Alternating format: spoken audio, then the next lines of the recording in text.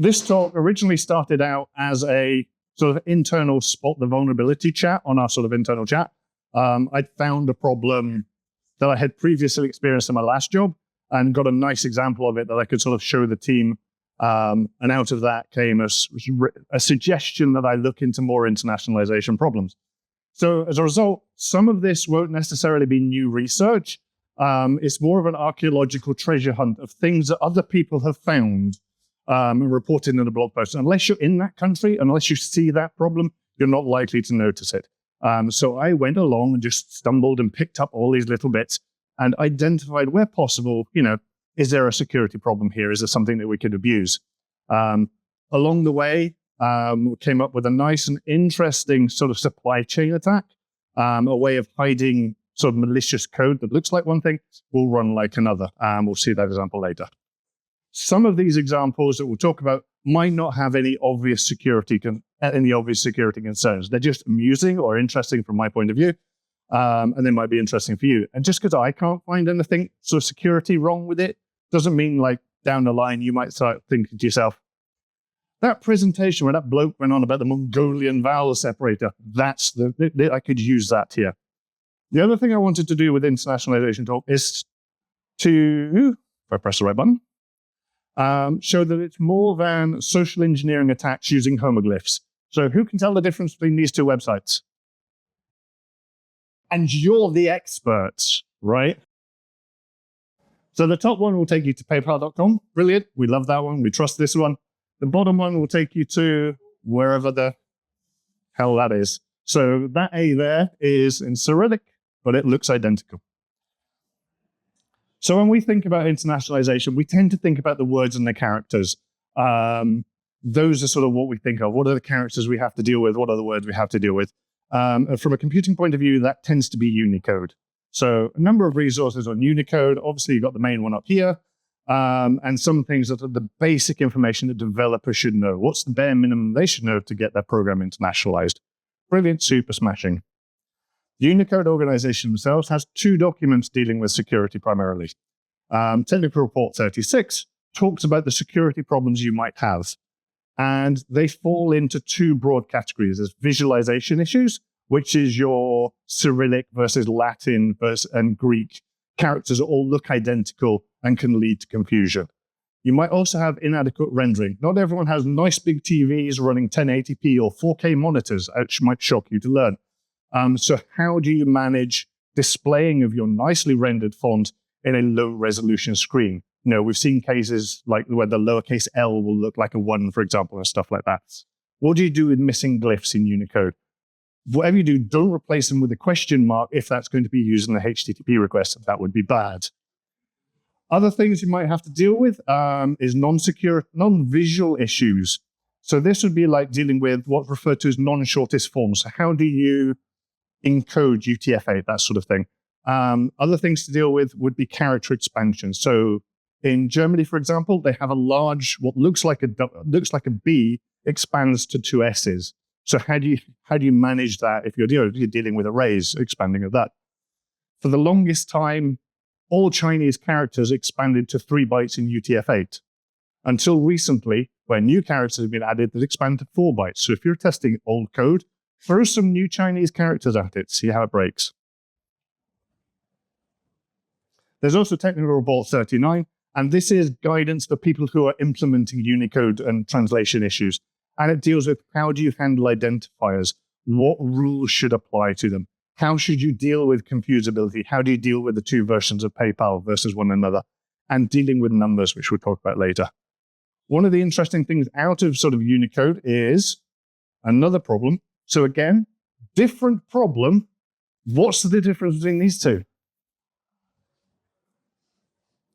Again, room full of security access. The top one, again, takes you to paypal.com. Brilliant, super smashing. We can all go to PayPal.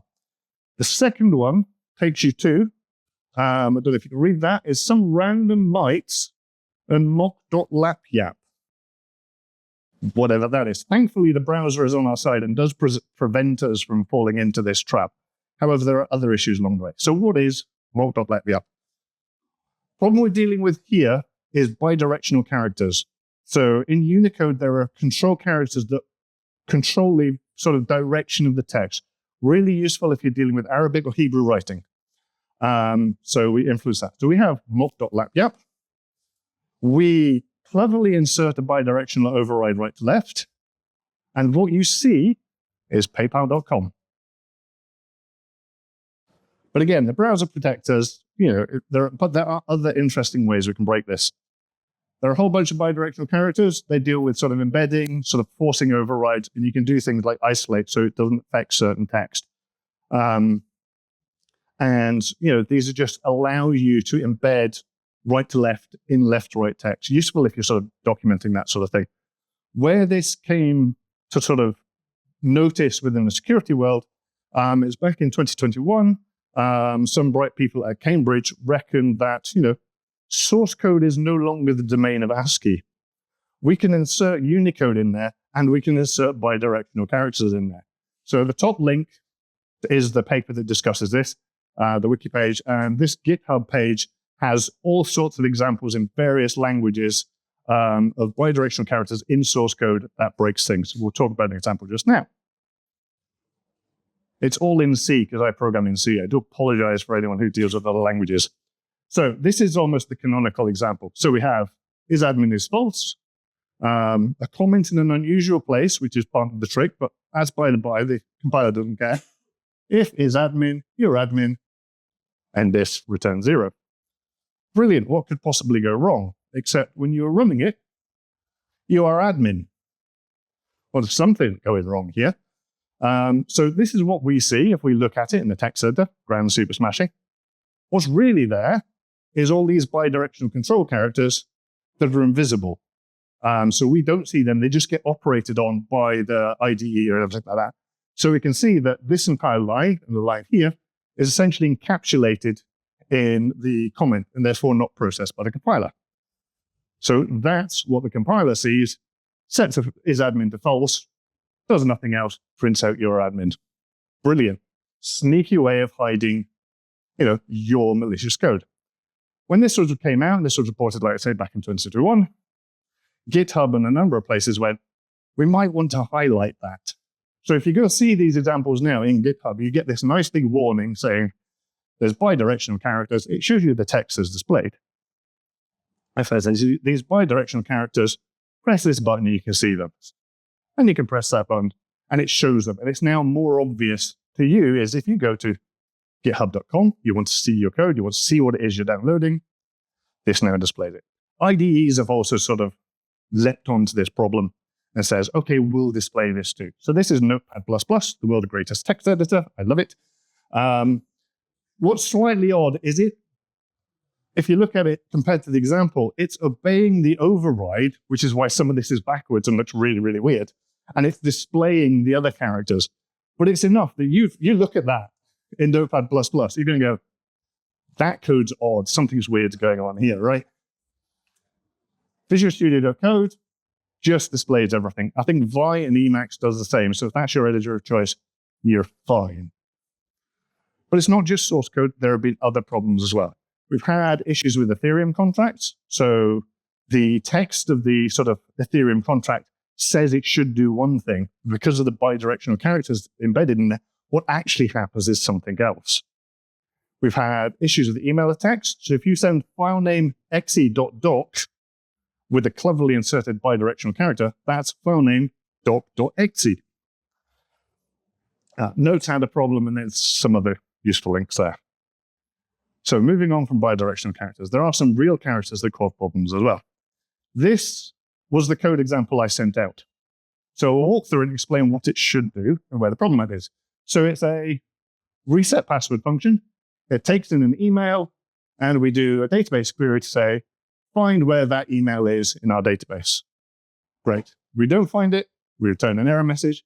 If we do find it, we reset a temporary password, or we set a temporary password, we reset that user ID's password, we email the password out to the user, and we send it off.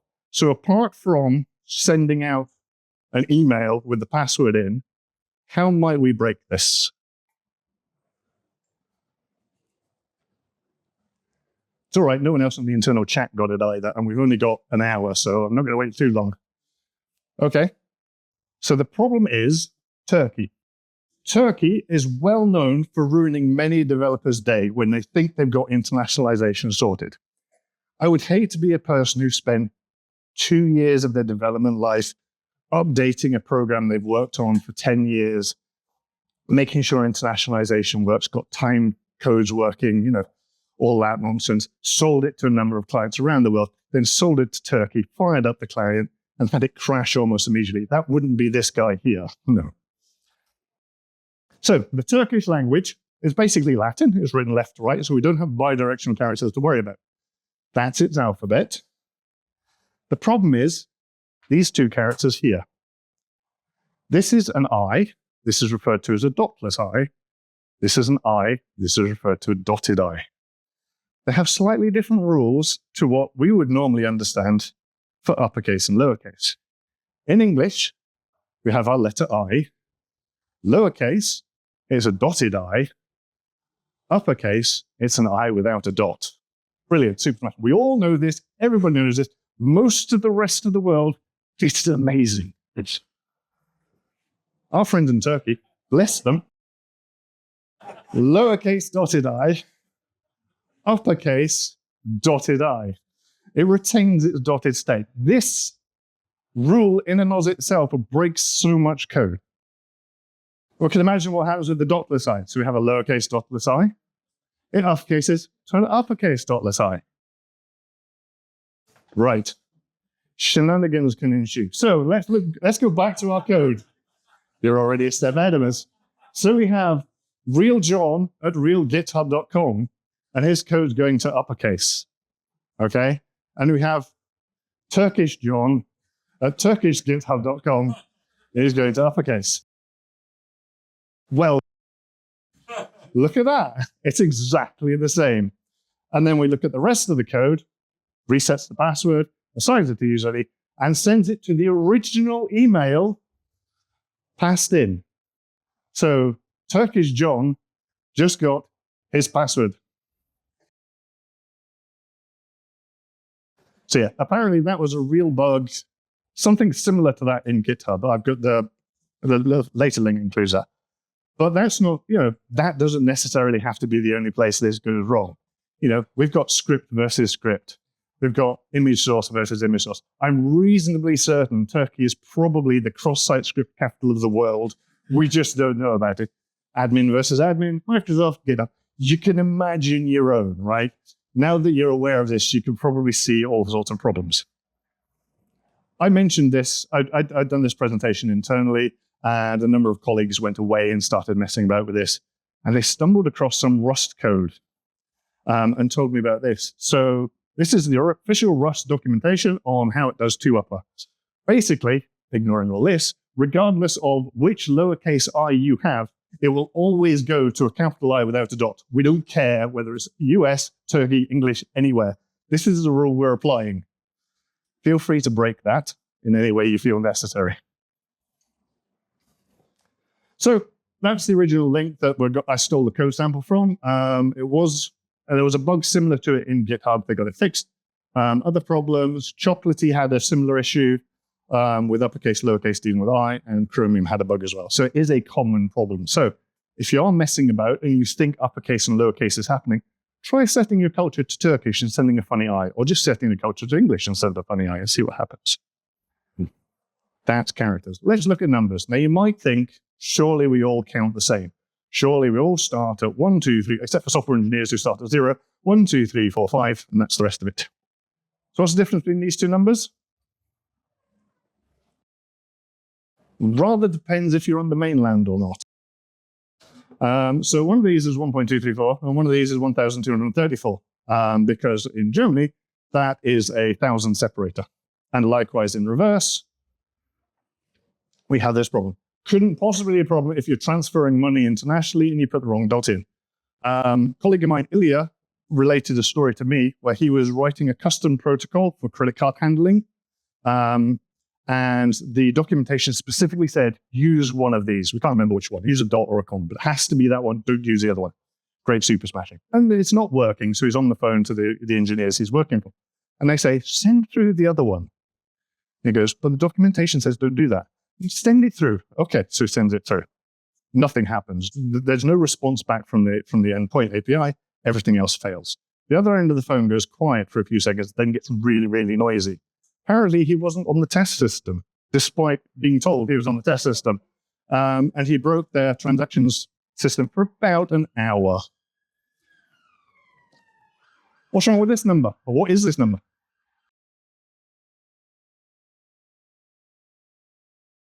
It isn't the number 8, although, there is a slight visual notification. It's the Bengali digit number 4. Like I said, some of these issues don't necessarily have a security problem. They're just funny. Maybe you can fool someone into thinking you're getting £4,000, where in fact, no, you're getting £4,000. What's special about this number? This is my favorite number. This is my favorite software bug, actually. The problem with the number 38 is dogs. Now, admittedly, there's only 2 dogs there. That's my dog, Beth, and that's his best friend. And they like rabbits. There's lots of rabbits in that field, so that's what we're looking for. So, if you have a dog in America, and it's a pedigree dog, you probably want to register it with the American Kennel Club. The American Kennel Club has a number of rules as to what you can name your dog. And they're all on their webpage. And there's 2 rules in particular. Roman numerals must not be included at the end of the dog's name. They do that for them. So that allows them to identify the dog. And you can only have 37 dogs of the same breed with the same name. That's 1 less than 38, okay? So, scenario, you have a dog, you love your dog, you called it Doggo because that's the greatest name in the world. So in your mind, you have Doggo the first. Down the line, Doggo passes away, crosses a rainbow bridge, starts chasing the squirrels in the sky. Whatever. So you get another dog, call it Doggo again, Doggo the second. Rinse and repeat 37 times. After that, you're not allowed any more dogs called Doggo. And this, from the American Kennel Club, stores it like this. So they will have Doggo, and they will identify it as Doggo I. Doggo II, Doggo 37. Let's think about how we might store Roman numerals. So number 1 is an I. Okay? Number 2 is II. Number 3 is II. You all know the rules for Roman numerals. Number 4, it shrinks as IV because Roman numerals deal with the order of digits rather than the positions. We're used to units, tens, hundreds. Down to 5, all the way up to 37.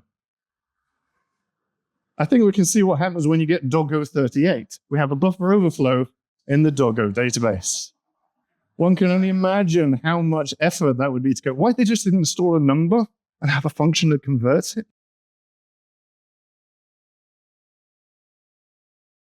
Moving on to a different example. So this, I could easily have written this as a security example, but it's fine.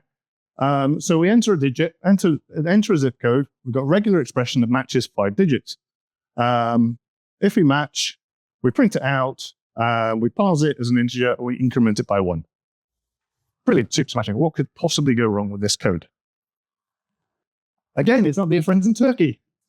Ruining it for everyone. So, I'm going to taunt the demo gods. Here's the code here. It's in a do-while loop, just so I can repeat the experiment. But if I hit start, it should run. I get a window here, which is of no use to you because you want to see it over here. So we have a zip code. So if I type A, B, C, D, S, that's not going to match 5 digits. And it says so. That's not a zip code. Brilliant, super. Let's try 4, 5. That's a number. That's 5 digits. The next one is 6. There's 1, 2, 3, 4, 6. Brilliant, super, smash it. Now, in a window over here I preferred earlier,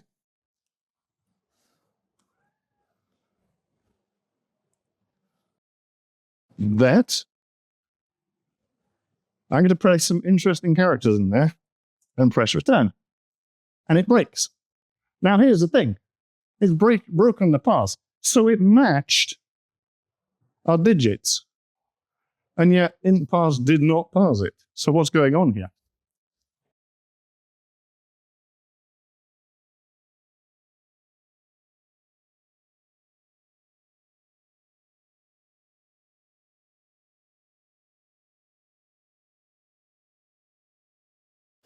So the problem is those 5 digits that I dropped in there were, thanks to our dear friends in Turkey, Arabic numbers. So they're Arabic digits. Char is dig, which is used within the regular expression for digits, matches anything in Unicode decimal digit number. That's more than 0 to 9. That's these Arabic digits, for example, which is why it breaks. So you need to be explicit. So if you see an example of this code, a pattern where regular expression matches digits, these or other specific numbers, and then doesn't end pass, there's every chance that chucking some Arabic numbers is going to break something. Useful to try. Some more things, those are code pass tester, but 4 things Turkey does weird that breaks things. And there's that's old new thing talking about it as well. White space. I've lost you now. You all think words and characters, brilliant. I can understand how that's internationalization. Numbers, I was a bit unsure, but we went there. How can white space be internationalized? Okay, Mongolia has entered the chat. So, many chat applications do not allow you to send blank messages. They strip out white space characters. So if you go if you in WhatsApp, if you press space, hit return, it'll ignore it. Tabs again. However, you can send what's called a Mongolian vowel separator. I'll explain what that is in a minute, and it sends it fine. This is me chatting to my son, and he thinks I'm mad. I don't blame him, quite frankly. So yeah, we proved we could send blank messages. This isn't the only chat app. A number of other chat apps have similar problems. So if you're dealing with things that do L-trim and R-trim, or just trim ends, try Mongolian vowel separator. They're fun. The Mongolian vowel separator has an interesting history in Unicode.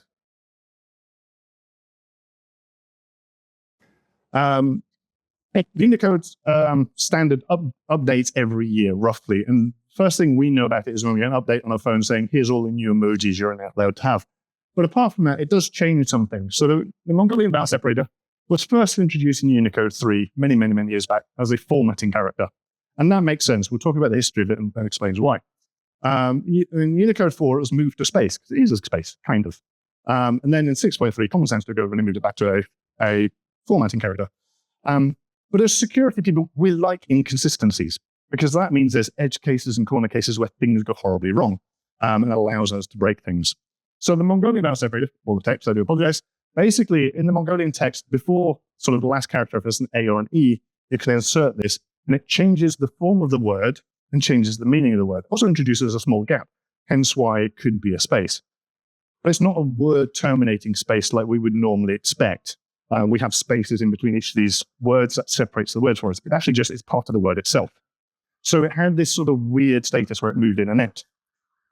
So this is the sort of typical example. So the top one is, I apologize if anyone speaks Mongolian, Sarah, with a space, and that's black. The bottom one is Quara, which is to look. And we can see the form of the word is different, and there is a slight gap. But fundamentally, this is an entire word. It's not a word with space. So I did some investigation. What else could this be broken? Who else has stumbled across this? So a guy called John Skeet. Does anyone know who he is? Heard of him? He works at Google. He's done a lot of work. He works at Google, does all his work in C# and .NET. If you go onto Stack Overflow and ask a C# or .NET question, there's a chance he's already answered it or will answer it for you. He's the guy outside of Microsoft who knows everything about it. So he went and looked at or stumbled across the Mongolian vowel separator and recognized C# identifiers can have, Unicode sequences in them. And this Mongolian vowel separator had a funny state. What weird behavior can I get out of C# using different versions of the Unicode library? And he's got a long blog post that basically boils down to C# ignores Mongolian vowel separators, which is a bit of a shame. But it led me on to thinking, well, what else source code-wise deals with this? And going back to the Trojan source example of the bidirectional characters, I said, did they look at other white space characters? And this is a section from their paper. It says, we looked at some, but we couldn't find anything exciting. We couldn't break anything, the compiler compare, all the rest of it. Everyone has a plan until they go to Mongolia, apparently. So I knocked up this example. Again, in C, I do apologize. So we have an if flag called int_admin. We clear int_admin to be 0. We do if int_admin equals 1, your admin, make your admin. No bidirectional characters used in this code whatsoever. So what is going on? Oh, you see, we cleverly inserted the Mongolian vowel separator right here. Clang, in its infinite wisdom, treats this Mongolian vowel separator as a space. So line 10 becomes int space admin equals 0. We created a new variable called admin, so type it, set to 0. We haven't touched this variable, so it's still 1. You are admins. Fun doesn't end there. I went, what other weird characters are there? And there's another character called the zero width space. This code does exactly the same thing, but it's slightly weirder. The zero width space is treated as an identifier character. So what it really does is create a new identifier. So this is our real int admin. In line 7, we've got a zero width space somewhere. And in line 9, we've got a zero width space somewhere. And this all compiles and runs fine, and you are admin. Then, so I've got zero width space here, zero width space there.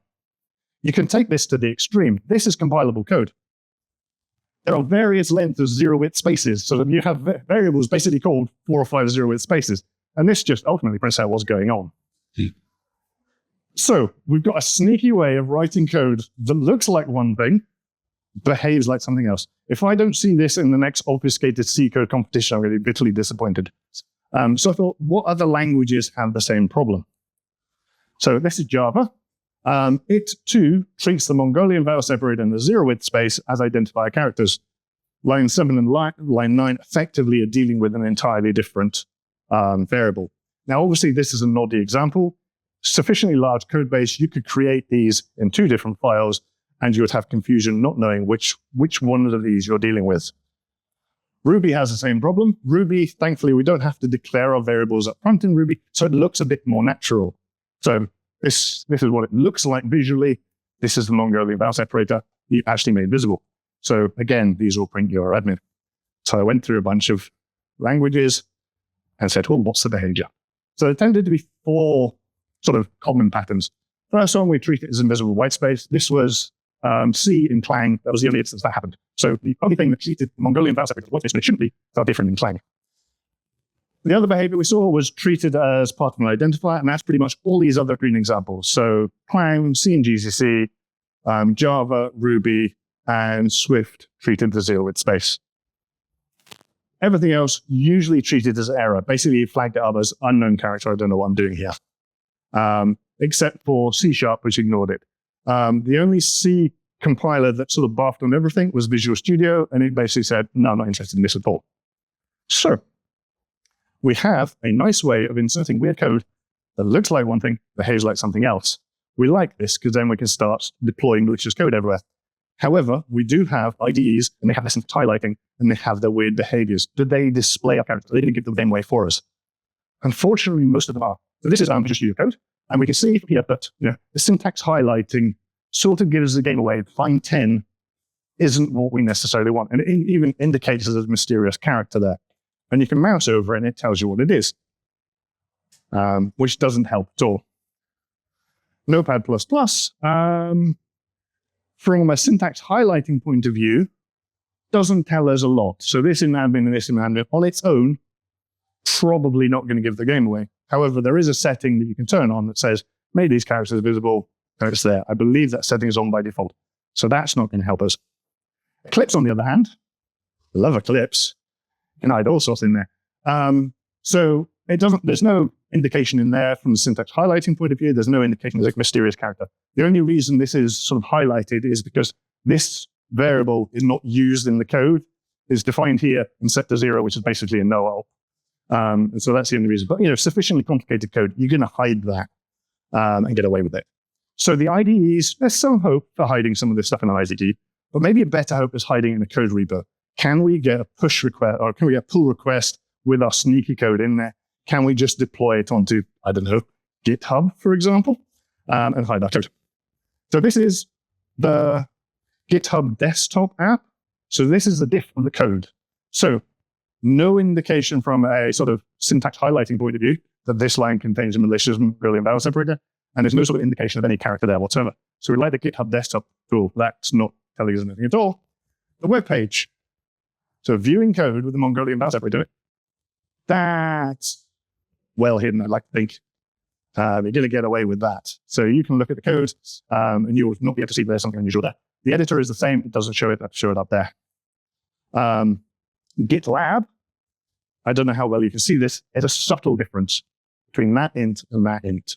Might be more visible for the people at the front. But you're scanning that code just to see, does it do what I think it does? You could get away with that. Assuming that people read the code in the first place, right? Okay. GitLab uses Visual Studio Code as its editor, so it gives the game away as the example seen before. Bitbucket used to look like this. It didn't give the game away at all. Yeah, actually, you get away with that. And until about 2 weeks when I was updating these slides, I went back to check everything and found they'd fixed it. Boom. That gives the game away, right? We can see something's going on there. However, the editor's not fixed. And Ruby code. Brilliant. Super smashing. So I went through and tabled all this up. So our 4 examples that we know work. C, we can hide it in the GitLab desktop hat. GitHub, that's going to be hidden. GitLab is subtle, and the editor mode shows it. And Bitbucket gives the game away, unfortunately. Ruby code, it's hidden in GitHub. In the editor. The GitLab, the syntax highlighting makes that obvious, and the editor's fine. Bitbucket hides the Mongolian vowel separated, but shows a zero-width space. It actually shows a dot for zero-width space in all cases. This is a bit of a shame. Take this away. Swift was a bit harder to hide. Most things showed it, apart from GitHub Viewer. But there was hidden there. Java, again, I tested on sort of the default light and dark settings of the browser, so sometimes it was a bit more obvious. But, there's probably a reasonably good chance you could hide your code in these repositories. So we reported this, did this research back in March, reported the issue to GitHub, Atlassian, and Bitbucket, and GitLab. GitHub marked it as a low risk, despite the fact they'd fixed, as we'd seen, Trojan sorted by the extra characters. They weren't interested in this one. GitLab marked it as a duplicate to what I think was Trojan source, not quite. Atlassian basically said they won't fix it, and then we'll handle it internally. And up until I was checking the slides again, it wasn't working at all, and then I checked and it was, so I have fixed it. So I've got these code examples. So the top one, GitHub, contains all the code, including the code that doesn't compile. The other 2 only contain the samples of code that did compile because I was testing to make sure it worked. So, in conclusion, we can use and abuse these white space characters, so the Mongolian vowel separate and zero-width space, in code that gives us code that looks like one thing, behaves like something else. We can start doing a sneaky code. We can create code that basically just, using zero-width space looks invisible for all intent purposes. Most IDEs make this visible, unfortunately. But thankfully, most people are just going to download that code from repositories, not really check the code. So go hide your code in there. Brilliant, super smashing. There is obviously this future work to be done. There's loads more languages than the dozen or so I looked at there. Database is a great place to hide stuff like this. So there's going to be ongoing research in that. But otherwise, a shout out to the Ottoman Empire for the Turkish eye, the Roman Empire for Roman numerals, and the Mongolian Empire for coming up with this weird space character. Thank you very much.